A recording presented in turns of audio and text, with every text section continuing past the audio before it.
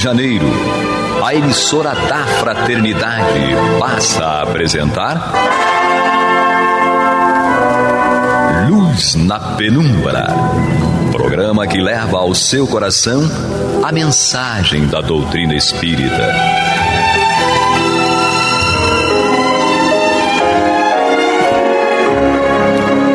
E com vocês, André Afonso Monteiro, para o estudo do livro A Gênese, da obra codificada por Allan Kardec. Olá, amigo ouvinte da Rádio Rio de Janeiro, a emissora da Fraternidade, a rádio que toda a família pode ouvir, programa Luz na Penumbra, estudo da obra A Gênese. Hoje daremos continuidade ao estudo do capítulo 14, Fluidos, a partir do item 4. E mais uma vez aqui com o nosso querido Alexandre Almeida, o nosso Alexandre, popularmente conhecido como Alexandre Todinho. Seja bem-vindo, meu amigo. Obrigado, André. Queridos ouvintes, vosso muita paz a todos.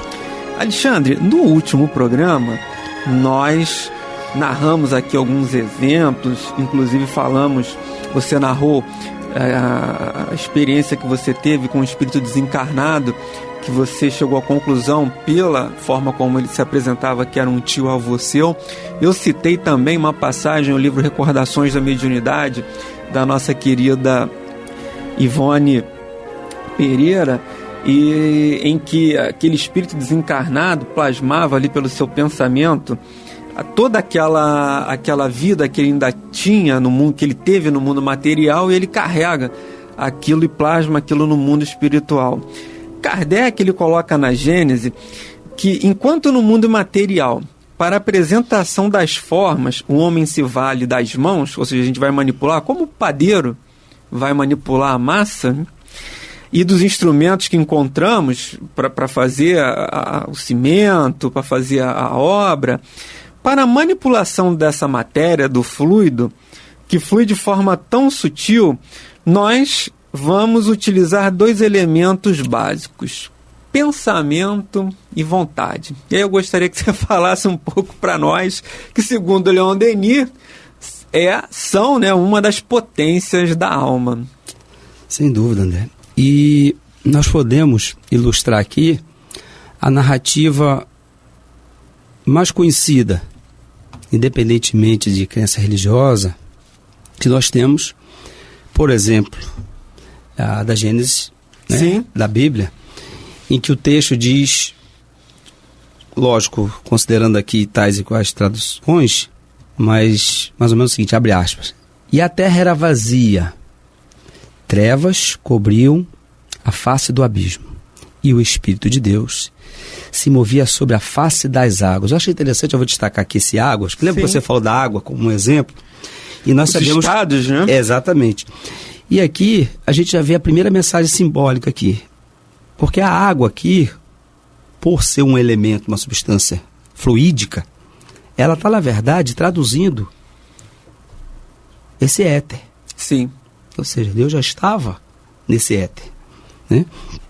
E disse Deus, segundo a narrativa bíblica: haja luz, e houve a luz. Mas dentro dessa determinação, o que nós temos aqui? Haja luz, que se faça a luz, ou como estão em outras traduções.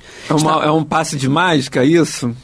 Então aqui está a simbologia daquilo que nós estamos cientificamente tentando compreender.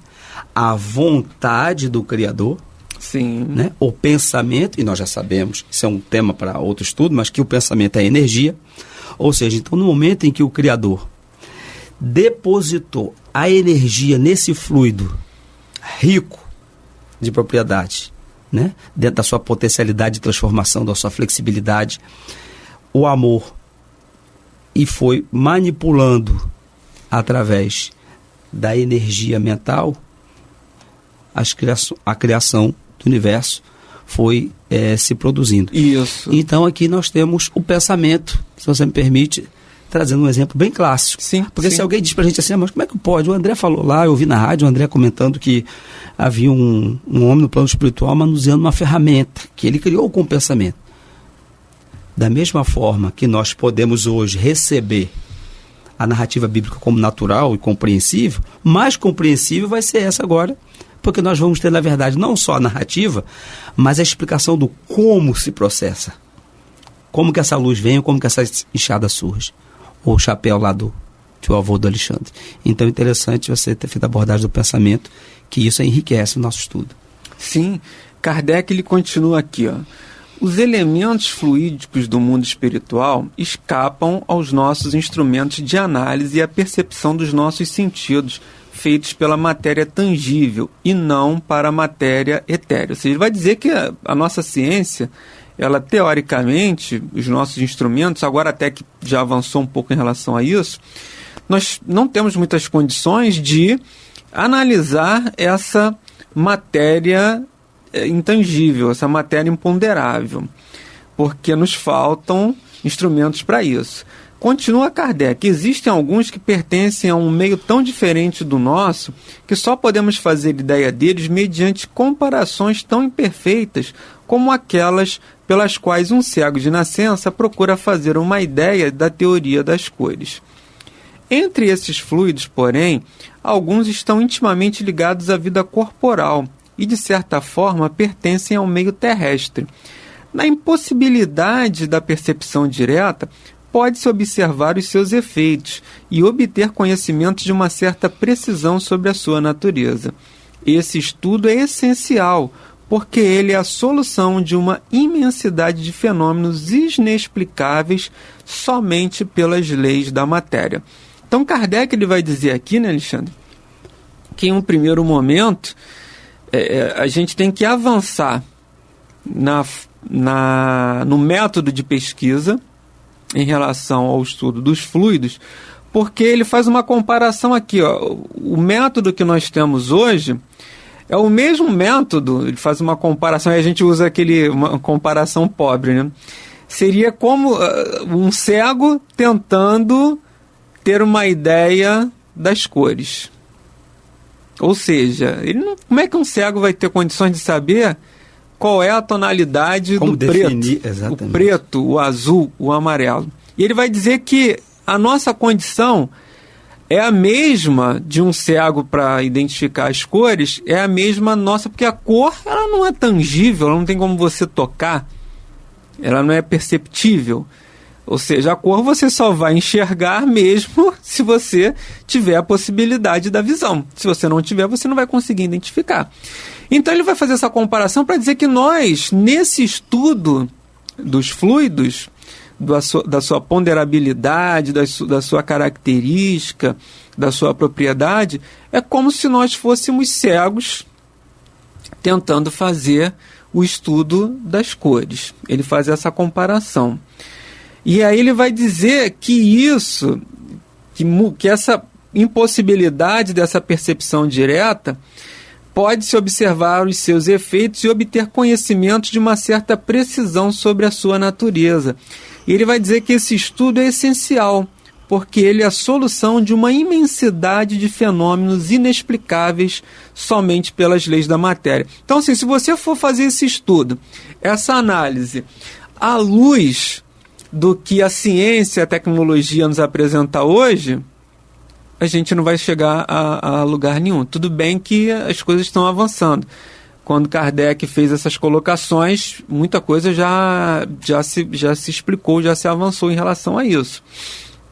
Mas ainda tem muita coisa que a gente pode aprender, mas que nos faltam ainda o conhecimento necessário para que a gente faça essa compreensão de uma forma adequada. E ele vai dizer que isso é essencial.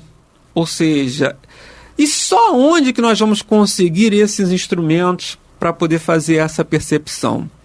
Esse instrumento que Kardec se refere é a doutrina do Espírito, é o Espiritismo. É o livro dos Espíritos, é o livro dos Médiuns. Só com a compreensão, só com o estudo do livro dos Espíritos, do livro dos Médiuns, da codificação e daquelas obras que são auxiliares à codificação de Kardec, é que a gente vai conseguir avançar nesses estudos. Perfeitamente. Se tivermos por base o que os instrumentos da atualidade podem produzir, o resultado é pífio, dentro daquilo que existe a ser investigado. Nós vemos muitas das vezes no noticiário, os nossos irmãos ouvintes, ligamos a televisão, por exemplo, ou aqui mesmo, no noticiário da rádio, uma sonda, algum instrumento tecnológico foi enviado ao espaço, tirou fotografia, mas não encontrou nada. Não é que esse instrumento ele tenha sido construído, ou seus elementos de constituição estão com erro, mas é que, neste momento, as ferramentas que nós temos, pelo qual ele foi constituído, não estão ao alcance justamente dessa outra realidade. E como você colocou, à medida que vai se avançando, nós podemos, naturalmente, adentrar ao conhecimento dessas questões. Então, chegou no planeta tal, não encontrou vida, mas é a percepção dos elementos, dos instrumentos materiais da nossa matéria, ainda muito rudimentar e grosseira, que não faz perceber isso. Não faz perceber isso. Porque, considerando que o fluido cósmico universal, como você colocou semanas atrás, ele na sua origem primitiva, elementar, a sua pureza, ele sofre N transformações até chegar ao que nós conhecemos por matéria aqui no mundo físico. Sim. Mas se levarmos em consideração que existe uma relatividade no que vem a ser elemento material, ou seja, da mesma forma que nós aprendemos que esse fluido ele é uma matéria que nos escapa os sentidos, há, dentre a sua origem e até o estado da nossa matéria, por exemplo, do nosso planeta, N situações. E o mundo material pode apresentar uma matéria muito mais sutil que a nossa percepção não consiga perceber. Alcançar. Amigos ouvintes, nós estamos aqui estudando o capítulo 14 da obra Gênese, os fluidos, no programa Luz na Penumbra. E Alexandre e amigos ouvintes, isso que você acabou de narrar para nós é o início do item 5. Kardec ele vai dizer o seguinte: o ponto de partida do fluido universal é o grau de pureza absoluta. Então, pureza absoluta, zero. Nem pensar para a gente. A gente não tem condições, do qual nada pode nos dar uma ideia. Ratifica Kardec. Aí ele vai dizer que o ponto oposto, como você falou, é a sua transformação em matéria tangível, porque ali ele já foi agregando outras partículas, outras matérias, todas derivadas do fluido, para formar aquele determinado elemento material. Entre esses dois extremos ocorrem inúmeras transformações que se aproximam mais ou menos de um extremo ou de outro. A água, a gente pode entender que ela está mais próxima desse grau de pureza. Vamos imaginar o seguinte: a água, quando sai da fonte, quando cai da chuva, é o seu grau total de pureza. Apesar que ela já em contato com o ar, ela já vai sofrendo ali algumas transformações. Mas ela chega ali mais ou menos no seu grau de pureza. Aí depois ela vai virar uma bebida, vai virar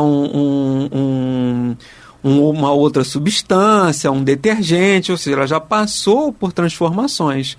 Mas o grau de pureza é quando ela está lá na fonte ou quando ela cai lá da chuva, o seu grau de pureza. A partir do momento que ela vai sendo manipulada materialmente, manualmente, ela vai sofrendo essas transformações que vão afastando desse grau de pureza. Então, o exemplo que a gente pode usar aqui é esse. A água, quando ela está na fonte, ela está mais próxima do seu grau de pureza. Quando ela já está transformada em um outro tipo de líquido, um detergente que já sofreu ali mudanças, ela, uma bebida, enfim, um suco, ela já acabou ali, um refresco, ela já sofreu transformações e está mais próxima desse oposto que Kardec coloca aqui. Então ele vai dizer, o mais puro é a sua essência, né? Conforme ele vai sofrendo transformações, ele sai desse grau de pureza, né? É interessante, porque quando falamos de percepção, quase que instintivamente, automaticamente nós temos ali a visão, isso, e o tato como nossa referência primeira. E isso nos leva, muitas das vezes, se não a um equívoco, mas a fragilizar o nosso raciocínio. Eu me lembro que certa feita, numa palestra, quando o Raul Teixeira tentava trabalhar a ideia da não crença das pessoas nos espíritos, por exemplo, por não verem. Aí ele deu um exemplo, né? Eu até falei, bom, alguém consegue ver a eletricidade? Não. Mas se nós colocarmos agora uma chave de fenda naquela tomada ali, nós vamos sentir os efeitos dessa. Sim. Você colocou muito bem. Então nós estamos diante de um fenômeno em que nós não podemos ter essa ideia acanhada de que toda essa transformação, toda essa manipulação e esses exemplos que nós estamos aqui tentando ilustrar para enriquecer o raciocínio, eles tenham que estar sob o alcance dessa nossa percepção imediata, considerando as nossas limitações. Porque até os órgãos do qual a vida nos possibilita desfrutar desses sentidos, eles são, na verdade, bem limitados. Sim, sim. Muito limitados diante da nossa capacidade. Então, nós temos, na visão física, por mais nobre que ela seja, e uma fração mínima da nossa capacidade de percepção. Então, naturalmente, que entre o estado puro e esse lado oposto, que é a matéria do qual nós estamos interagindo no mundo quando estamos encarnados, há um componente intermediário aí de N variações. Sim. E que esta percepção de tocar, de enxergar, de ouvir, né, de degustar e de cheirar, muitas das vezes não são suficientes, considerando, porque nós, não foi dito aqui que nós estamos no oposto dessa dinâmica? Sim, sim. No estado puro dos fluidos, no lado oposto, nós somos um exemplo dessa materialização. Então, é óbvio que se estamos no lado oposto, as nossas limitações em relação a tudo que veio antes, São ela enormes. é enormes. É. E a gente pode entender da seguinte maneira, né? A gente até falou no início que existem duas formas de manipulação. Falamos não. Kardec falou isso pra gente, né? Que do ponto de vista material, você pode manipular manualmente. Existe a possibilidade, Kardec coloca pra gente, né? Do ponto de vista material, você vai manipular aquilo de uma forma tangível manualmente, ou seja, tocando, modelando. Eu vou dar uma martelada, né? Eu posso pegar uma madeira e transformar aquilo numa obra, num armário, enfim, dá N utilidades para aquela madeira que é a matéria bruta, não é isso? Assim como outros elementos, o ferro, enfim, por aí vai, o ouro, a prata. E essa é uma forma de você manipular manualmente aquela matéria ali, aquela matéria-prima. E existe a outra possibilidade, que é você manipular pelo pensamento. Você vai fazer a manipulação manual, você vai fazer a manipulação pelo pensamento, de uma forma consciente ou de uma forma inconsciente. Porque se a gente quiser manipular o fluido manualmente, a gente não vai conseguir, porque ele é imponderável, é intangível. Mas com o pensamento, quando a gente começa a trabalhar com o pensamento e com a vontade, a gente começa a modelar esse fluido. A gente vai pegar aquela matéria e quando a Gênese diz, né, e Deus quis e foi feita a sua vontade, que vem a luz e o sol foi feito, e a luz... Ele está dizendo isso, que foi pela vontade, pelo pensamento de Deus que aquilo se transformou, que aquilo ali se... Lógico que não é assim, pensei e vai acontecer. Tem todo um contexto em relação a isso. Mas pela nossa manipulação, através do pensamento em cima desse fluido, ele vai adquirir, como é que a gente pode dizer? A gente vai conseguir fazer a transformação, a derivação desse fluido. Por isso que se estuda até na questão da cura, né, Alexandre, a possibilidade de você manipular os passos. O que é o passo de cura? É o médium pelo pensamento e pela vontade. O que o médium quer? Qual é a vontade do médium? Curar aquele paciente. Por isso que a gente estuda. A gente não vai chegar lá, por que você está impondo as mãos? Por que você está fazendo todo um movimento? Se você não tiver aquela vontade, o pensamento firme, aquele movimento ali ele vai ser inócuo. Ele não vai ter, inócuo quero dizer, ele não vai ter um resultado prático. Vai ter que ter uma substituição ali pelo fluido espiritual, pela atuação só dos espíritos naquele momento do passe. O médico está desconcentrado, não é isso? Então esse estudo, porque pela manutenção do pensamento em cima dela, desse fluido, dessa matéria, a gente vai garantir que aquele fluido obtenha aquele resultado que a gente quer. Então, se eu quero restaurar a saúde daquele companheiro, qual é a minha... Primeiro vem a vontade, né? A primeira da potência, a vontade, é a cura. E aí eu vou mentalizar, de alguma maneira, o fluido necessário para que aquele companheiro receba aquilo que seja necessário para ele. Vou ser ajudado, auxiliado pelos benfeitores espirituais, mas vou promover a cura. O médico, ele já vai manipular um remédio para que aquela cura ocorra. Aí a gente tem os dois exemplos, né? Exato. A manipulação, ele vai ali receitar um remédio, vai fazer um procedimento manual, vai ter o toque, enfim, para que ele possa atingir a cura. E o médium, ele não usa o toque, ele vai usar a manipulação do fluido através da sua vontade, pelo seu pensamento, para que aquilo ocorra. E aí a gente consegue distinguir essas duas situações, correto? Exato. A Joana de Ângeles, através do nosso irmão Divaldo Pereira Franco, diz que a vontade, ela impulsiona, mas Sim. o conhecimento é que dirige. Isso. E é importantíssimo, acompanhando a sua narrativa, eu convido aqui os ouvintes a refletir, porque você nos fez compreender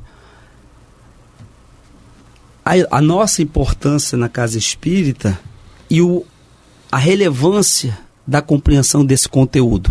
Sim, porque muitas das sim. vezes, sobretudo o companheiro que chega numa casa espírita e não é um estudioso da doutrina, isso tudo vai ganhar uma conotação de fantástico, não é isso? Sim. Irradiação, passe, imposição de mãos. Fui curado? Mas... Como é que isso acontece? Perfeito. E eu costumo dizer, sempre com os companheiros quando estou em aprendizado na casa espírita, que tem algumas perguntas que são sempre interessantes, que fazem parte dessa proposta pedagógica, Kardec. O que fazer, por que fazer, como fazer, onde fazer, né? Para que fazer, quem deve fazer, onde fazer. E é por isso que o estudo doutrinário se torna importante. Lógico que um médium que porventura não tenha tido oportunidade de adentrar esses conhecimentos, ele vai ser um instrumento e consegue produzir. Entretanto, se ele tem a oportunidade dessas instruções, ele vai ser um instrumento com uma potencialidade maior.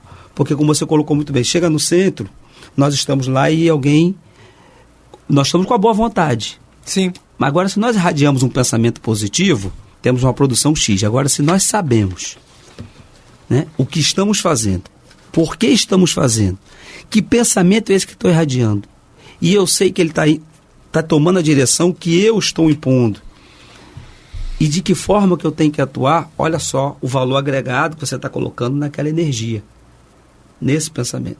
Então, nós temos a possibilidade de, com carinho, adentrando nessas explicações que a doutrina nos traz, de ter a qualificação para que sejamos co-criadores, né, nesse plano menor, daquilo que nós estamos capacitados a realizar. E você colocou muito bem. Se nós podemos, então, criar com pensamento coisas boas, vamos produzir, se esses fluidos estão tendo um trato do nosso pensamento, dessas energias, de uma forma positiva. Da mesma forma que, lamentavelmente, nós Sim. podemos transformar esses fluidos, e aí nós podemos, numa outra oportunidade, a enfermidade física é um exemplo, né? Que é, na verdade, né, uma consequência de pensamentos negativos. Também de pensamentos, né, sobretudo esses. Né? Que podem acarretar a enfermidade no corpo físico. Mas, amigos ouvintes, nós chegamos ao final do programa de hoje, desejando a todos muita paz em seus corações. Enviem as críticas, as sugestões, as perguntas, as suas dúvidas. Podem ligar no telefone 3386-1400 e até a próxima semana, se Deus quiser. Até a próxima, agradeço mais uma vez a oportunidade. Fique com Deus. Você está ouvindo o programa Luz na Penumbra.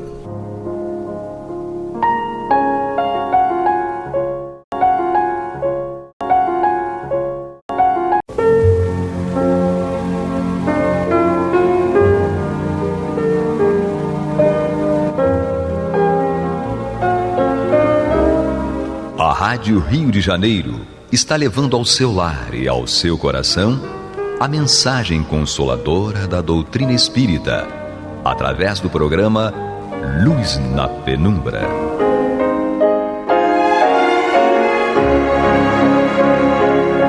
E agora com vocês, Nádia do Couto Vale, para comentar o Céu e Inferno ou a Justiça Divina segundo o Espiritismo, da obra codificada por Allan Kardec. Amados amigos, amados internautas, paz e luz às nossas mentes e corações, hoje e sempre. Continuamos neste nosso encontro, abençoado por Jesus, o estudo desta obra, e nós estamos na primeira parte, no capítulo 10º, no qual o nosso querido codificador Allan Kardec trata da intervenção dos demônios nas modernas manifestações, e ele está agora apresentando as linhas argumentativas que se contrapõem ao que a teologia católica da época tinha como certo e como uma palavra, uma prova dogmática. E nós estamos então estudando o item 8 deste capítulo 10 na primeira parte. O item 8 vai ser estudado aqui, e a partir do item 8 vai ser estudado conosco, com o nosso querido irmão, companheiro, amigo, João Nogueira, que está aqui junto conosco para partilhar os seus conhecimentos generosos, seus comentários generosos. João Nogueira, vocês conhecem de vários programas da rádio e também deste Luz na Penumbra, em que ele estuda obras póstumas. Mas hoje temos a alegria de estudar com ele o item, a partir do item 8, aqui no Céu e Inferno, a Justiça Divina segundo o Espiritismo. João, muito obrigada por estar aqui conosco, aceitar nosso convite e ficar aqui conosco no que eu considero uma alegria estudar o Céu e o Inferno. Eu que agradeço, Nádia, é sempre bom, né? Renovada alegria por estarmos estudando essa doutrina maravilhosa que nos faz tão bem. Exatamente. E quando nos faz bem, a gente quer compartilhar. Quer compartilhar, não é estamos isso? compartilhando isso aí com os nossos irmãos que nos ouvem e nos acompanham.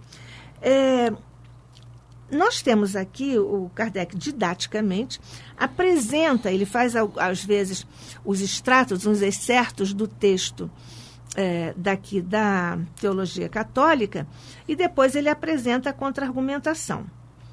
Eu vou ler o que o Kardec transcreve da teologia católica e você depois lê o que ele apresenta como contra-argumentação. Perfeito. Então, ele transcreve. Eles inculcam o erro sob todas as formas. Eles aqui são os demônios, né? Na figuração, no entendimento da teologia católica. Eles inculcam o erro sob todas as formas. E é para obter este resultado que a madeira, a pedra, as florestas, as fontes, os santuários dos ídolos, os pés das mesas e as mãos dos meninos se tornam oráculos. E Kardec diz o seguinte: qual é, então, diante disso, o valor destas palavras do Evangelho: eu derramarei do meu espírito sobre toda a carne, vossos filhos e filhas profetizarão, vossos jovens terão visões, e vossos velhos terão sonhos.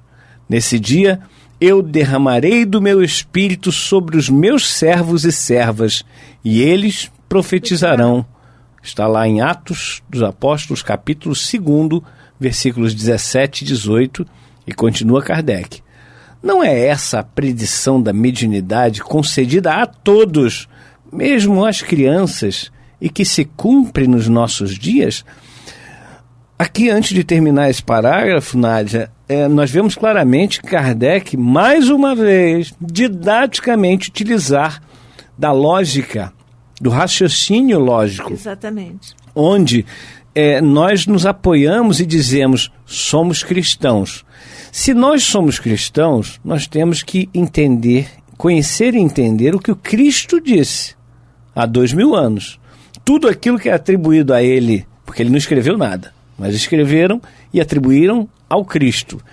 E a gente tem aqui essa citação, que na verdade é do Antigo Testamento, mas está narrado por Pedro lá no capítulo 2 de Atos dos Apóstolos, em que ele diz claramente que o meu espírito, ou seja, imagina Deus dizendo que vai derramar do espírito dele em jovens, velhos, crianças, etc.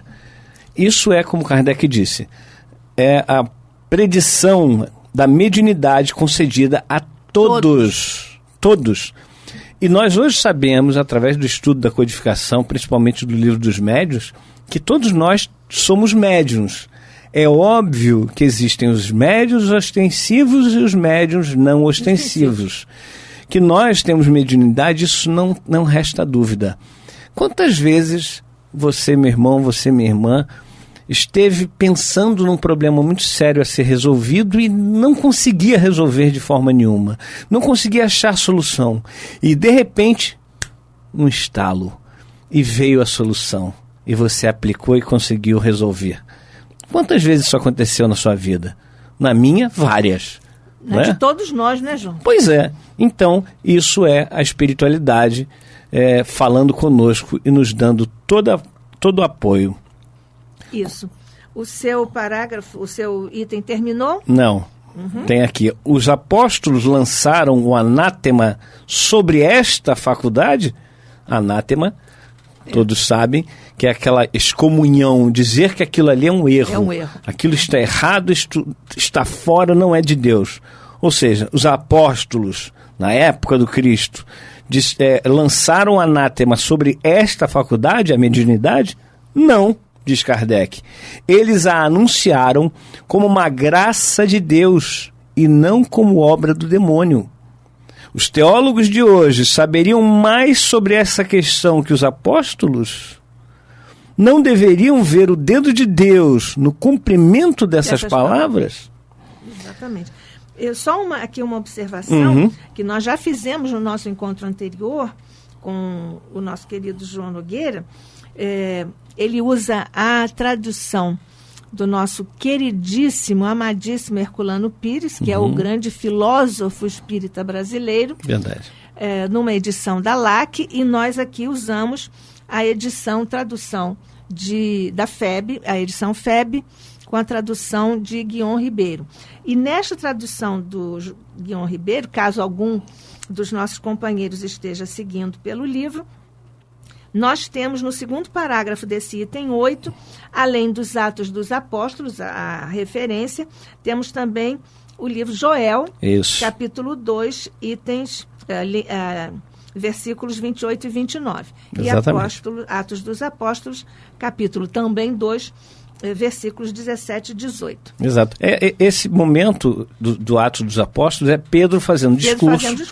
E lembrando exatamente do profeta Joel, que fala sobre isso no seu livro. Por isso que está. Exatamente. Mas é porque está aqui anunciado, então precisamos, os nossos companheiros estão junto conosco, né? Estamos estudando juntos.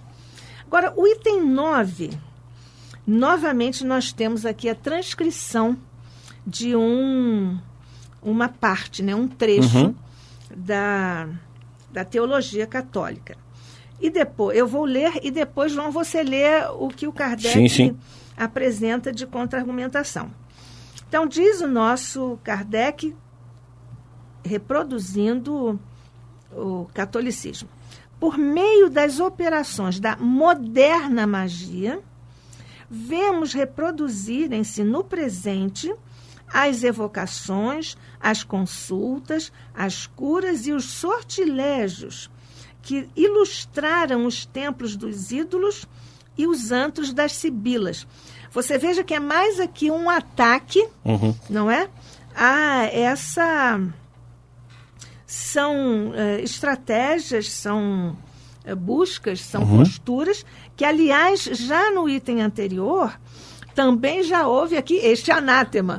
Foi um anátema. Questão também, das crianças, né? E porque ele diz assim lá, eles, os demônios, inculcam o erro sob todas as formas para obter resultado O que eles fazem? Eles usam a madeira, a pedra, as florestas, as fontes, os santuários dos ídolos, os pés das mesas e as mãos dos meninos se tornando oráculos. Quer dizer, isso também é uma crítica, não é, acerba, e aqui outra vez uma crítica, desta vez aqui às estratégias, né, digamos assim, consultas, curas, porque do outro, no item anterior, são, digamos, os instrumentos, né? Nádia, antes de ler a contrapartida de Kardec, sim, eu queria lembrar que existe uma versão, uma tradução bíblica, que é muito boa no geral, mas nesse trecho, em Deuteronômio, é o 5º livro atribuído a Moisés, capítulo 18, no versículo 11, está lá que deve se afastar dos médiuns espíritas. Nós, claro, percebemos uma forma de dizer para os adeptos daquela religião, determinada religião que se diz cristã, que é para se afastar dos médiuns espíritas. E a gente lembra o seguinte, a palavra espírita foi criada por Allan Kardec e foi trazida a público em 18 de abril de 1857. Como pode, em Deuteronômio, um livro que data, pelo menos é o que é trazido até nós, de 3.500 anos atrás, como poderia ter a palavra espírita naquela época?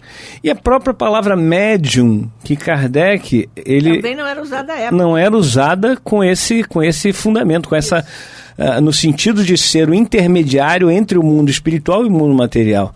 Então há, não uma tradução, na verdade, mas como diz o próprio Herculano Pires, uma traição com relação aos escritos, aos ensinamentos que são tão maravilhosos. A Bíblia é maravilhosa, mas é preciso... É por isso que os italianos dizem, né, sobre o tradutor e o traditore. Traditore, né? Isso que é exatamente essa ideia de traduzir e de trair, né, da traição, né, que se intenta fazer, às vezes com deliberação, né, de uma forma deliberada, outras vezes por desconhecimento, porque a tradução é uma atividade extremamente difícil, sim, porque você tem que conhecer profundissimamente os dois sistemas linguísticos e captar as sutilezas que cada sistema linguístico apresenta.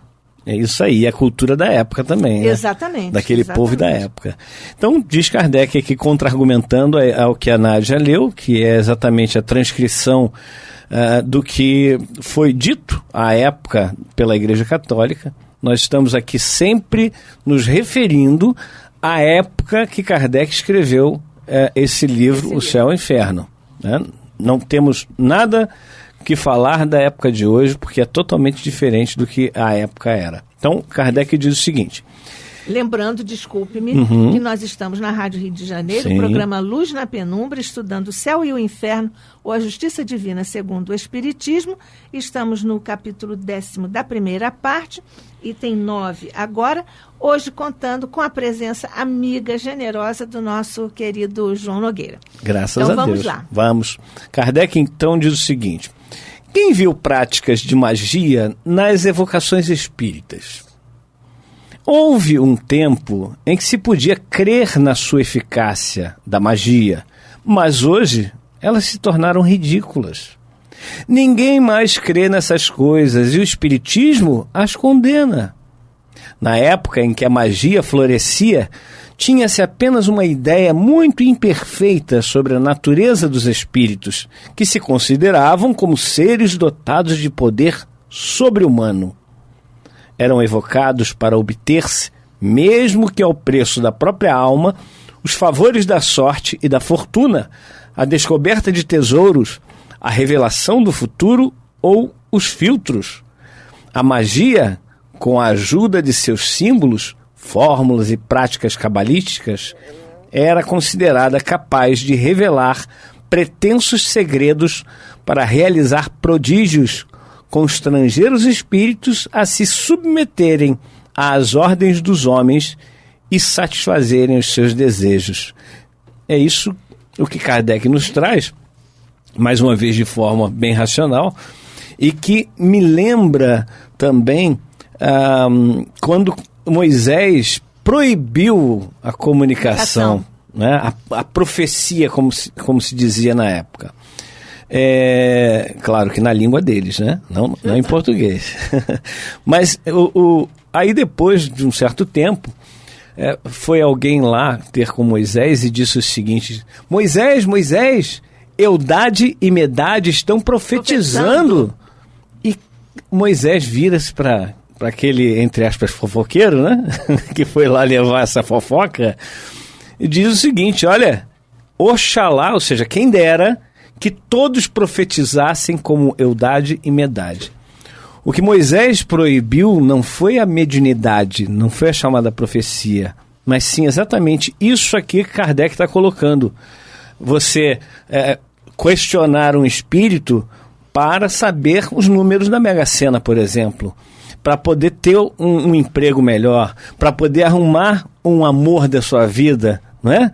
E nós viemos aí pela cidade cheio de anúncios, de promessas que trazem fácil, etc. Ou seja, para atender interesses de materialidade. Exatamente, né? Exatamente. E a gente vê que Kardec está dizendo aqui que o Espiritismo as condena.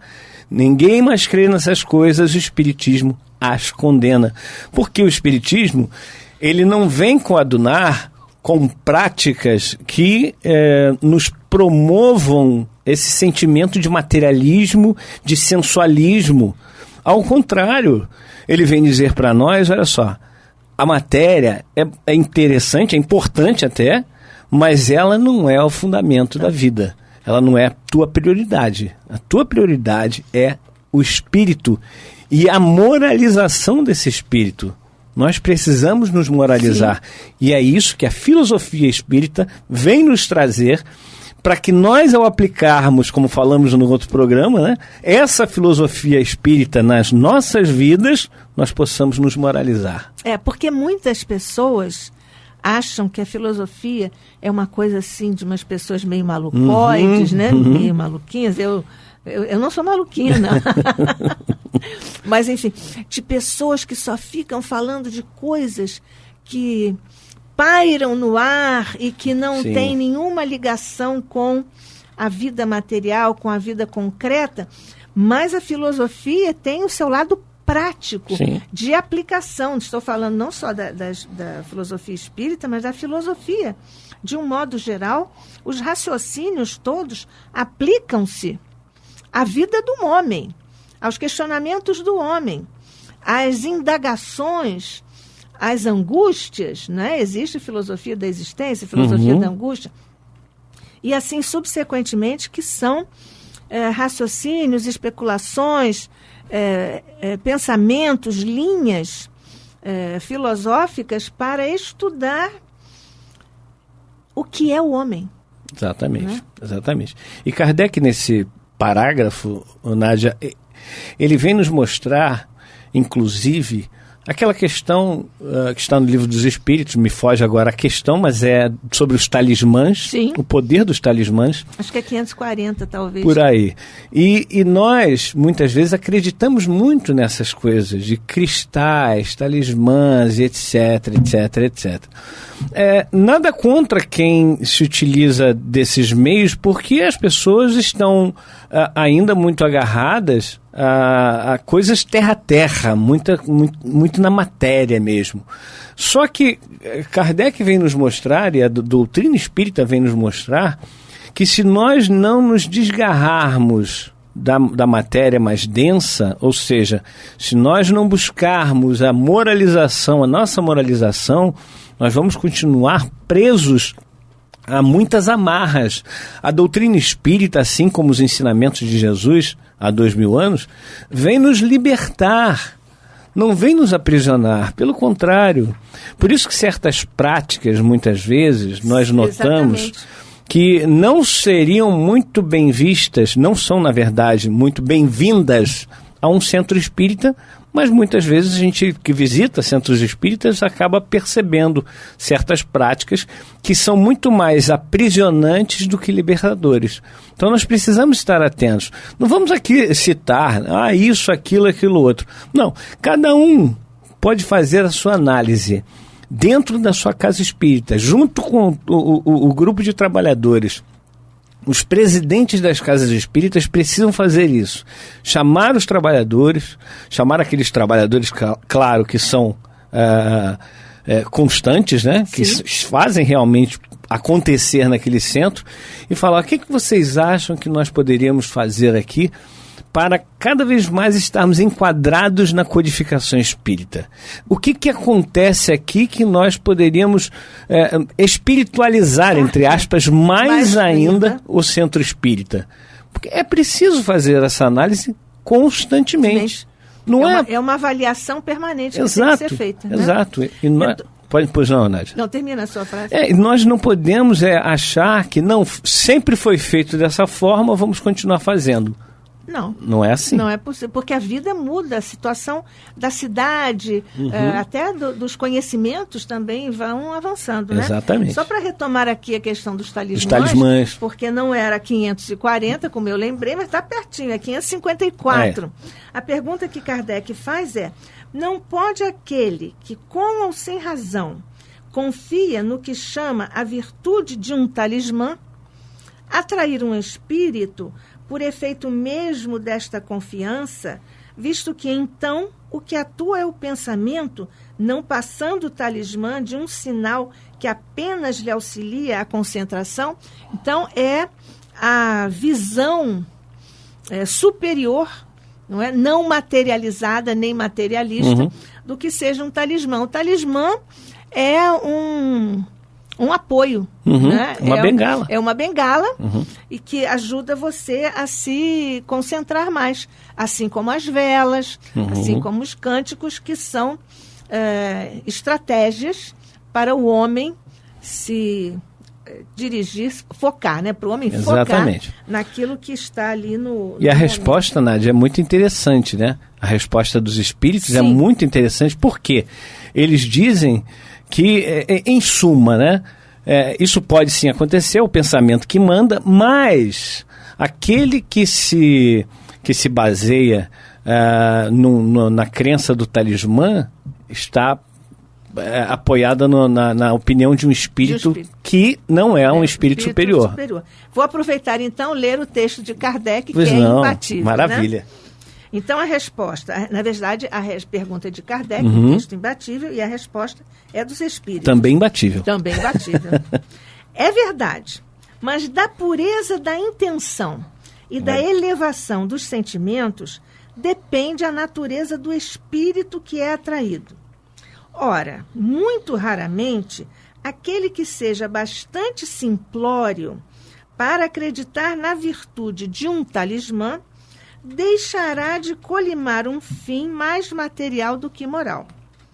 Qualquer, porém, que seja o caso, essa crença denuncia uma inferioridade e uma fraqueza de ideias que favorecem a ação dos espíritos imperfeitos e escarninhos.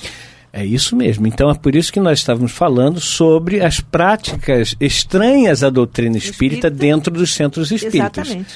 O cuidado que nós temos que ter. Muita gente acha isso retrógrado. Não, mas existem hoje coisas novas. Tá, tudo bem. Não somos contra coisas novas. Mas é preciso que essas coisas novas estejam apoiadas, como dissemos no programa anterior, em fatos concretos. A ciência, ela precisa provar que aquilo ali é correto. Né?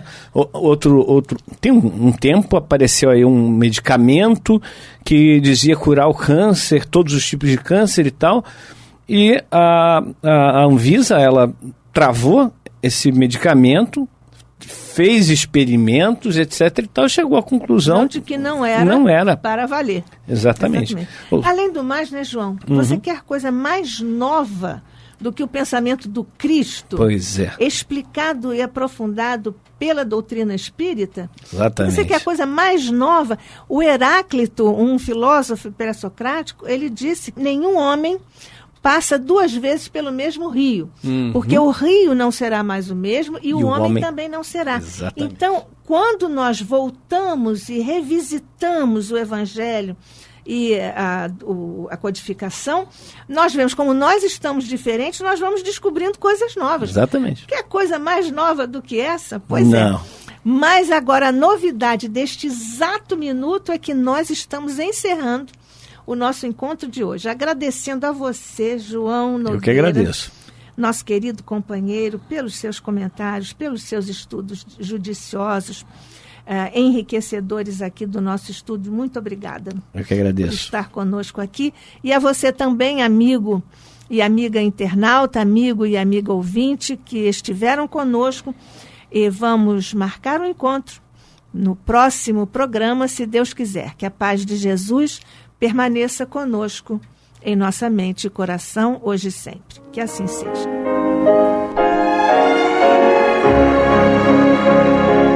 E vamos ouvir agora a prece de encerramento de nosso programa, na voz de Geraldo de Aquino.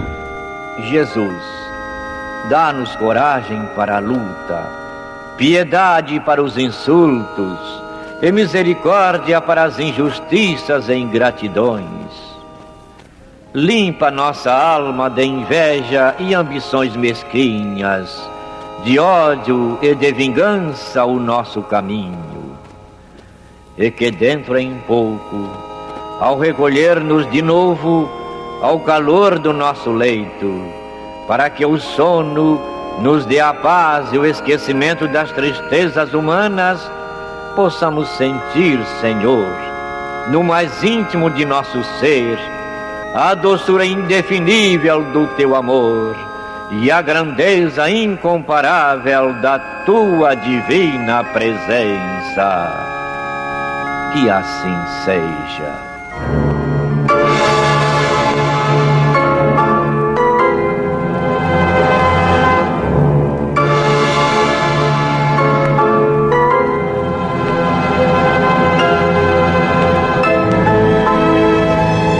Acabamos de apresentar o programa Luz na Penumbra, que voltará a ser apresentado amanhã às 21 horas nesta emissora.